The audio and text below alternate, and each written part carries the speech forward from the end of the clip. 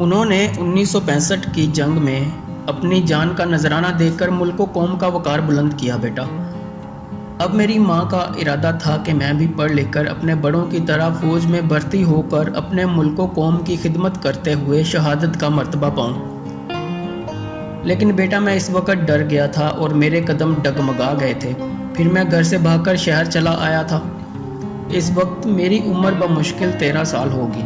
پھر وقت گزرتا گیا اور میری عمر بڑھتی گئی، زندگی اپنے رنگ کھولتی گئی اور میں زندگی کے جھنجھٹوں میں ایسا کھویا کہ پلٹ کر دوبارہ گاؤں نہ گیا۔ اتنا عرصہ بیت جانے کے بعد بھی میں اپنے دل سے ماں کی محبت کو نہ نکال سکا۔ میرے کانوں میں ایک ہی صدا گونجتی تھی، بیٹا تم کہاں چلے گئے ہو؟ شام ہونے سے پہلے گھر واپس لوٹ آنا، ورنہ اندھیرے میں تم راستہ بھول جاؤ گے۔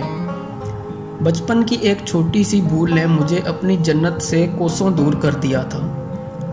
ماں کے قدموں کو چھونے کی آرزو ہمیشہ دل میں رہے گی۔ بیٹا زندگی تو موت کی امانت ہے، اور اس وقت میں نہیں جانتا تھا شہید جب ملک و ملت کے لیے اپنی جان کا نذرانہ پیش کرتا ہے تو پوری قوم کا سر فخر سے بلند ہو جاتا ہے، کیونکہ شہید کی جو موت ہے وہ قوم کی حیات ہے۔ آج ہم اپنے خون کو پہچاننے سے انکاری ہیں۔ کاش کہ میں دنیا کو بتا سکتا کہ میری ماں پر لگایا گیا الزام بے بنیاد اور غلط ہے، اور میں ان شہیدوں کی اولاد میں سے ہوں جنہوں نے اس وطن کو حاصل کرنے کے لیے اپنا سب کچھ قربان کر دیا تھا۔ پہلے ابا، پھر بھیا اور اب ماں نے بھی اس پاک مٹی کے لیے اپنی جان کا نذرانہ دے کر اسے زرخیز کیا ہے۔ باتوں کا سلسلہ ابھی جاری تھا۔ ابا کے آنسو تھمنے کا نام ہی نہیں لے رہے تھے۔ وہ تصویروں کو آنکھوں سے لگا کر بار بار چوم رہے تھے اور اپنے رب سے معافی بھی مانگ رہے تھے۔ پروردگار مجھے معاف کر دو، میں نے اپنی ماں کا دل دکھایا تھا۔ شاہ زیب نے ابا کے آنسو پونچھ کر انہیں تسلی دی اور کہا، اللہ تو بڑا غفور و رحیم ہے، وہ اپنے بندوں سے بہت پیار کرتا ہے۔ ابا جان، اگر آپ نے سچے دل سے توبہ کر لی ہے تو وہ ضرور آپ کو معاف کر دے گا، کیونکہ وہ تو ہماری نیتوں کو جانتا ہے۔ اس کے بعد شاہ زیب نے اپنے بڑوں کی تصویریں سامنے رکھ کر وعدہ کیا کہ میں بڑا ہو کر اپنے دادا اور تایا کی طرح فوج میں بھرتی ہو کر ملک و قوم کی خدمت کروں گا۔ پھر وقت گزرنے کے ساتھ ساتھ شاہ زیب بڑا ہوتا گیا اور اسے فوج کی نوکری مل گئی۔ وادی سوات میں پاک آرمی دہشت گردوں کے خلاف آپریشن کر رہی تھی۔ شاہ زیب اپنی ٹریننگ مکمل کر چکا تھا۔ اسے ایک فوجی دستے کے ساتھ وادی سوات روانہ کر دیا گیا۔ ایک رات چوکی پر دہشت گردوں نے حملہ کر دیا۔ پاک آرمی کے جوانوں نے اس حملے کا بھرپور جواب دیا اور دشمن کے حملے کو پسپا کر کے رکھ دیا، جس سے دشمن کا کافی نقصان ہوا۔ پاک آرمی کے ان جوانوں میں سب سے آگے شاہ زیب تھا۔ حب الوطنی اور حصول شہادت کی خاطر وہ خوب جذبے سے لڑ رہا تھا۔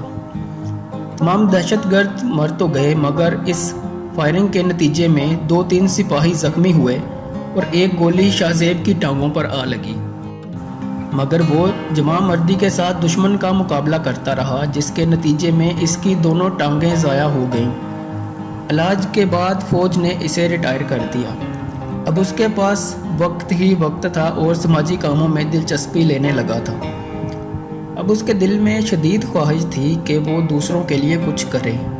پھر شاہ زیب نے اپنے دادا کی طرف سے سرکار سے انعام میں ملنے والی زمینوں پر دینی مدرسہ، اسکول، بچوں کے لیے پلے گراؤنڈ، ہسپتال اور ایک اولڈ ہاؤس بھی بنایا۔